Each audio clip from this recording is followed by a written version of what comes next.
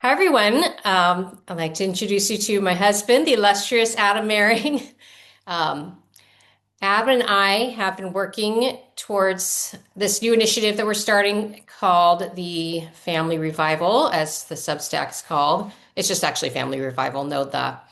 And it's going to be a bunch of different things, but what we're starting out with is we've just been meeting with some people, doing some workshops including one we did with young men, some single, some engaged, some newlywed, some new fathers, to talk about kind of marriage and family and fatherhood in general.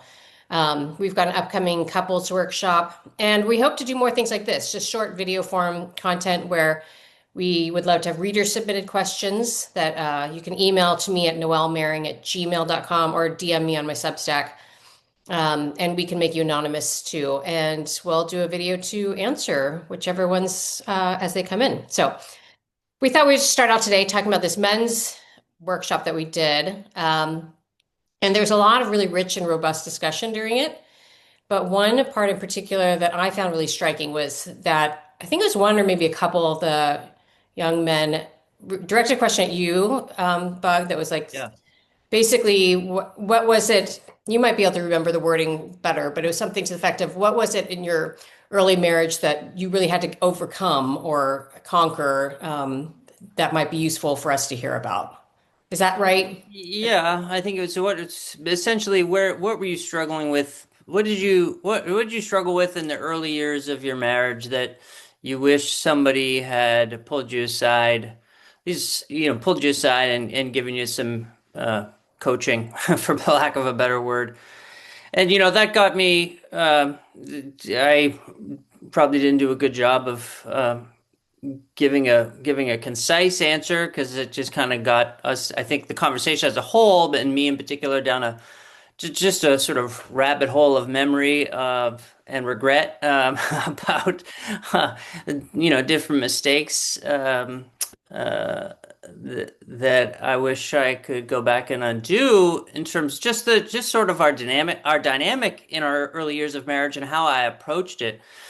And when I tried to sort of distill it down into one kind of one takeaway for the guys that were in the group, I talked about this sort of shift I eventually made around the time when I turned 30, when I started just really thinking more deeply about sort of the why behind life and what our marriage and our growing family was for, and how I was sort of leading with you, but also leading as the spiritual head of the family. And uh, the shift that I think I the shift that I hit on that I wanted to talk about with the guys is this idea of moving from I deserve dot dot dot in my marriage, like I deserve, to I serve in my marriage, in whatever aspect that is. And that really kind of reordered my ability to approach our relationship, I think, with with more freedom, with more love, certainly, and just with this service ethic that served our family so much better than how I had approached it previously. When I was telling the guys when we got married at, we were both whatever 23 or 24. I was what I did think about the institution of marriage was like, well, this thing is here for me. Like it is here for my fulfillment, my satisfaction, my happiness. And so I was always viewing anything that happened in our relationship or in our family um, dynamic with through the prism of how's this impacting my satisfaction? How's this impacting my sort of enjoyment of whatever it is that we're doing or not doing?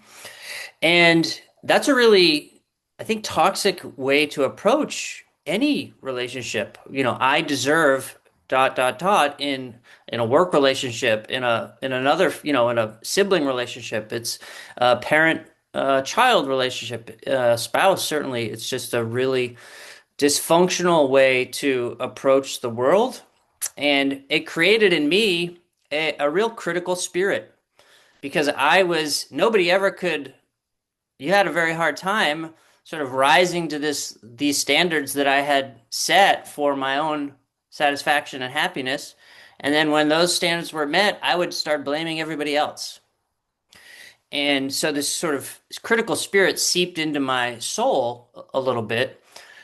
And I was able to sort of release that. And it took a lot of, some amount of time. It wasn't an overnight fix, but it allowed me, it freed me from that critical spirit, holding people to this impossible standard of always doing what I need, and got me out of myself and started focusing on, okay, well, maybe the actual path to happiness is to sort of lay down my own wants, sacrifice my own desires in some way, and be focused on the other people here, you, our young children.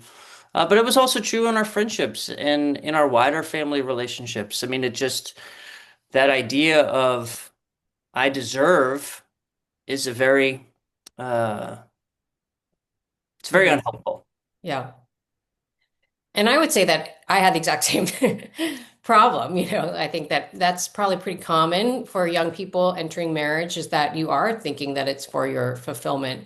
And the interesting thing to me, even hearing you talk about it, is that I don't think that I would have ever, looking back, framed it that way, that I felt like I had to meet your certain expectations and that you're disappointing me. I never felt that. But I certainly felt that as we both sort of shifted our mindset to service, it really changed the dynamic of our marriage. And I also would add that, and I'd be interested to hear what you think about this, but sometimes I hear, and I understand where this is coming from, but younger couples or younger men talking about servant leadership as being sort of like, well, the base language is cucked, or something that it's a way of being giving up sort of your leadership and being weak or passive to a domineering wife. Um, and well, one thing that was striking to me about that is that I find that when you became like, you really grew in your spiritual life so deeply, and I wasn't growing at the same rate that you were, I still am not. You're just more disciplined spiritual person than I am, but that was the greatest form of spiritual leadership that I could have ever encountered because you just started doing and praying and becoming instead of telling me. You're just showing me what a spiritual life should start to look like and what spiritual growth can what form it can take. And that made me, more than almost anything else in my life, sort of want to grow closer to our Lord. So it's anyway, you can, maybe I've already answered my own question, but I wonder if you had any thoughts about that. Just that idea of, I feel like servant leadership has gotten such a bad rap. Yeah, it's almost like a trope now. It's been corporatized to the point where it's almost meaningless. You can go certainly in the professional realm, and it is the standard now, or a broad standard for what leadership looks like. So to me, I mean, the sort of muscle behind it though is this detachment from myself. And that is the work that of maturity. Like as we mature in any area that we're committed to and have responsibilities in, the work to detach myself from my own ideas, to my own desires, my own, I mean, to your point, I think about it first, like is a monk who is living in a cell, is that in any way who's completely tried to separate themselves from themselves? Like we've never described that as like a lack of masculinity, right? Right. We only have this like sort of misbegotten notion that for a man or a leader of a family to sort of lay down as a shepherd would lay down his literal life for his wife and his family, in the day in the small things day to day, like when someone like runs into a burning building to try to save his family, well, obviously we think like, wow, that's the height of masculinity. But when it's you lay down your own desires with a cheerful spirit, and you create an atmosphere, or you try to create an atmosphere in the home of real cheerfulness and joy, then that bleeds. For some people that mean that's a lack of masculinity, when in my mind, and what I realized like in the first whatever 8 years of our marriage, or doing it wrong, or just not being aware of this, I realized that I was that truly was no, that was the lack of masculinity. Like being obsessed with myself, being soaked in my own desires, that is such a the antipathy of what spiritual leadership looks like, what leadership in the home looks like what real fatherhood looks like. Like how gross is it when we see, men, fathers, husbands who are obsessed with themselves. Right. So, it is that work of detachment. It is that work of sort of cleaving to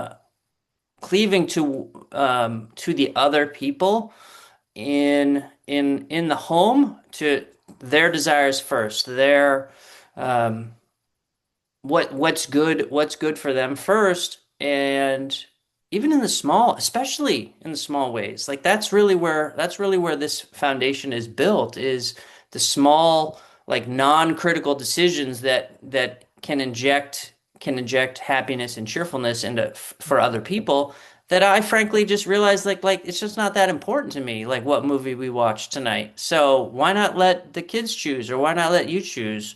And like that's a trite example, but that is a way that I found it easy to live out this ideal of sacrifice and detachment to myself for the good of the group. Yeah, and I think I like how you mentioned cheerfulness, because I do think that that is such a huge, underrated, important factor in family life. And just it's so contagious, your people's emotions. And so I remember feeling that too as a young wife, just that I would catalog all the my grievances of the day when you came home, and realizing like, how must that feel to come home to me? It probably feels awful, and I should not do that anymore.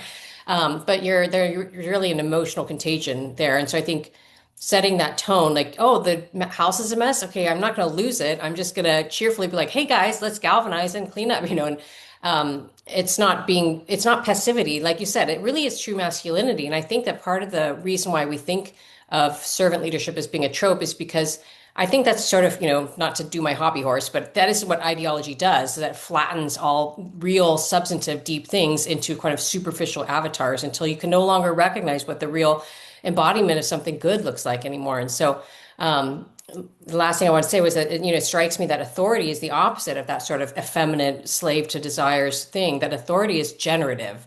The word authority means to grow or to spring forth or something. And so your leadership that starts with holiness and virtue and leads by that example is that the way that you ignite in the interior soul of the other person a deeper contagion that they want that too. It's so much more powerful than telling someone what to do, or correcting them. And sometimes we have to correct people, I guess, but it really is true authority. Really is generative, meaning it sparks something in the soul of the other, and even that It's spiritual inspirational. generation. Yeah. Yeah, it's inspirational. It makes everybody around. And neither of us are saying we're doing this perfectly, No. but it just the ideal makes other people strive for that same ideal, That's right? right. And that's why it's so powerful. That's why corporations have sort of connected to this idea, because when you actually see it in practice, when it's not preachy, when it's just done with true humility, it Mhm. changes the trajectory of an organization. It changes the trajectory of a family, a team, any group of human beings. This is what makes people change. Yeah. I love it. Excellent. Well, we were said we want to stick to short videos. I think Yes. unless you have any parting words, but otherwise, I want to remind people again to go ahead and email me or DM me. noellemerring@gmail.com, or on Substack, you can DM me and let us know what you are interested in hearing talk about. It could be parenting, could be marriage, could be dating. It could be almost whatever. This is sort of our the thing we most want to explore is how to revitalize all of these very human things that are so deeply important. So thanks, Bug. Thanks, babe.